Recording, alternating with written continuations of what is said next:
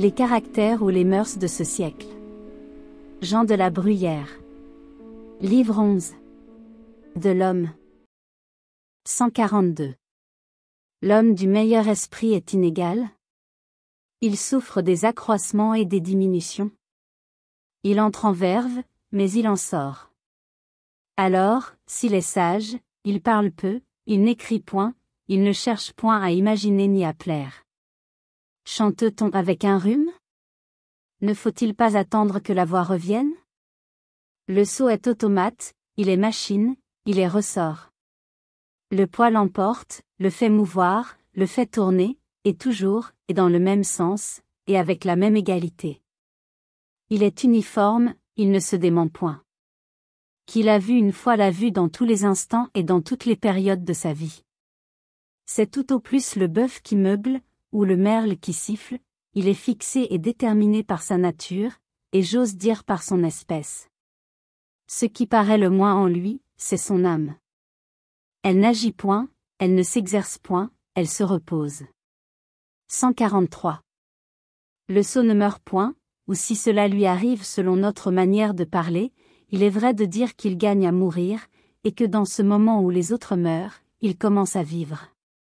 Son âme alors pense, raisonne, infère, conclut, juge, prévoit, fait précisément tout ce qu'elle ne faisait point. Elle se trouve dégagée d'une masse de chair où elle était comme ensevelie sans fonction, sans mouvement, sans aucun du moins qui fût digne d'elle. Je dirais presque qu'elle rougit de son propre corps et des organes bruts et imparfaits auxquels elle s'est vue attachée si longtemps, et dont elle n'a pu faire qu'un sot ou qu'un stupide. Elle va d'égal avec les grandes âmes, avec celles qui font les bonnes têtes ou les hommes d'esprit. L'âme d'Alain ne se démêle plus d'avec celle du Grand Condé, de Richelieu, de Pascal et de Lingende. 144. La fausse délicatesse dans les actions libres, dans les mœurs ou dans la conduite, n'est pas ainsi nommée parce qu'elle est feinte, mais parce qu'en effet elle s'exerce sur des choses et en des occasions qui n'en méritent point. La fausse délicatesse de goût et de complexion n'est-elle, au contraire, que parce qu'elle est feinte ou affectée. C'est Émilie qui crie de toute sa force sur un petit péril qui ne lui fait pas de peur. C'est une autre qui par mignardise pâlit à la vue d'une souris, ou qui veut aimer les violettes et s'évanouir aux tubéreuses. 145. Qui oserait se promettre de contenter les hommes? Un prince, quelque bon et quelque puissant qu'il fût voudrait-il l'entreprendre? Qu'il l'essaie. Qu'il se fasse lui-même une affaire de leur plaisir. Qu'il ouvre son palais à ses courtisans, qu'il les admette jusque dans son domestique, que dans des lieux dont la vue seule est un spectacle il leur fasse voir d'autres spectacles, qu'il leur donne le choix des jeux, des concerts et de tous les rafraîchissements, qu'il y ajoute une chair splendide et une entière liberté, qu'il entre avec eux en société des mêmes amusements, que le grand homme devienne aimable et que le héros soit humain et familier, il n'aura pas assez fait.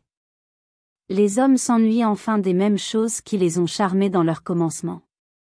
Ils déserteraient la table des dieux, et le nectar avec le temps leur devient insipide. Ils n'hésitent pas de critiquer des choses qui sont parfaites.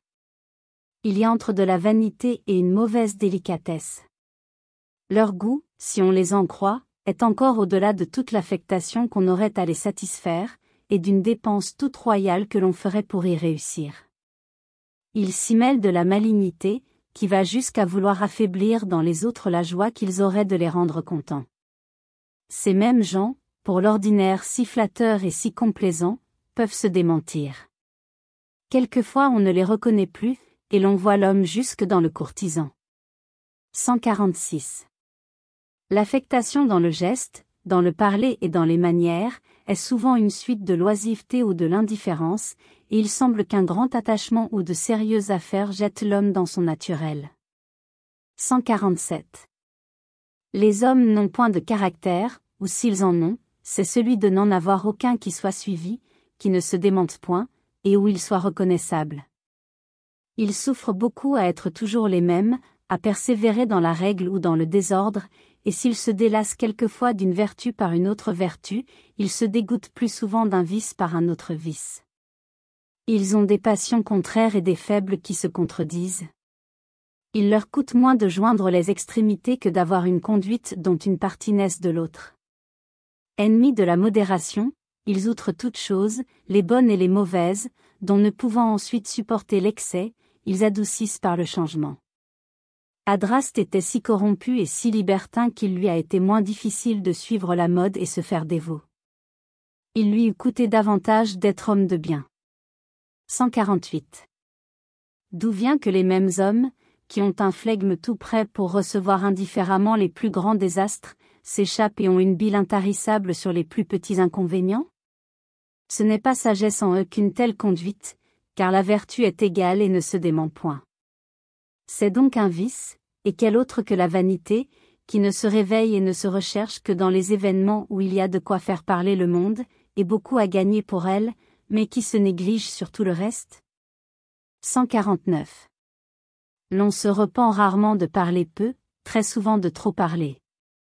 Maxime usée et triviale que tout le monde sait et que tout le monde ne pratique pas. 150. C'est se vanter contre soi-même, et donner un trop grand avantage à ses ennemis, que de leur imputer de choses qui ne sont pas vraies et de mentir pour les décrier. 151. Si l'homme savait rougir de soi, quel crime, non seulement caché, mais public et connu, ne s'épargnerait-il pas? 152. Si certains hommes ne vont pas dans le bien jusqu'où ils pourraient aller, c'est par le vice de leur première instruction. 153.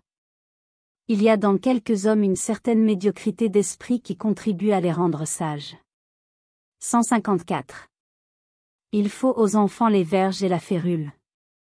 Il faut aux hommes faits, une couronne, un sceptre, un mortier, des fourrures, des faisceaux, des timbales, des hoquetons. La raison et la justice dénuées de tous leurs ornements ni ne persuadent ni n'intimident. L'homme, qui est esprit, se mène par les yeux et les oreilles.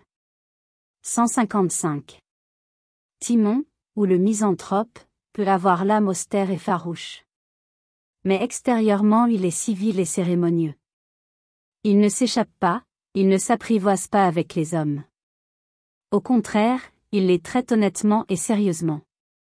Il emploie à leur égard tout ce qui peut éloigner leur familiarité, il ne veut pas les mieux connaître ni s'en faire des amis, semblables en ce sens à une femme qui est en visite chez une autre femme.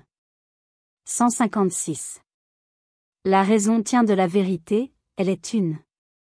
L'on n'y arrive que par un chemin, et l'on s'en écarte par mille. L'étude de la sagesse a moins d'étendue que celle que l'on ferait des sots et des impertinents. Celui qui n'a vu que des hommes polis et raisonnables, ou ne connaît pas l'homme, ou ne le connaît qu'à demi. Quelque diversité qui se trouve dans les complexions ou dans les mœurs, le commerce du monde et la politesse donnent les mêmes apparences, font qu'on se ressemble les uns aux autres par des dehors qui plaisent réciproquement, qui semblent communs à tous, et qui font croire qu'il n'y a rien ailleurs qui ne s'y rapporte.